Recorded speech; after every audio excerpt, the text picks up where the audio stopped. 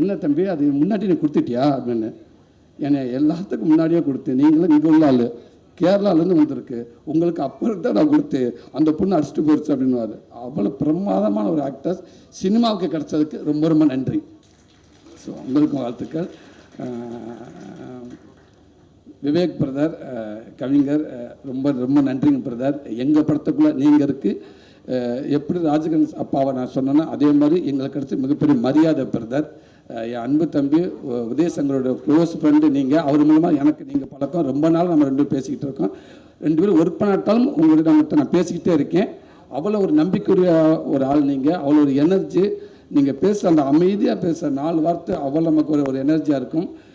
உதய் சொன்னாப்புல, அண்ணே நான் சொன்னேன் தம்பிகிட்ட எழுத வைக்கணும் அப்படின்னு சொன்னேன். உடனே தம்பி ஆமான்னு சொன்னார்.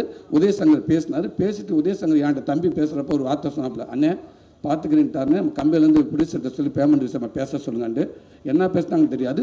உடனே திருப்பி கூப்பிட்டு சொல்லிட்டாரு, அண்ணே அவர் ஒரே வார்த்தை சொன்னார், எங்கள் பேமெண்ட் பிரச்சனையே கிடையாதுங்க, சூரியனுக்காக இந்த படத்தில் எத்தனை சகம் நான் ஃப்ரீயாக பண்ணுறேன்னு மட்டும் சொல்லுங்கள் அவர்கிட்ட தயவு செய்து.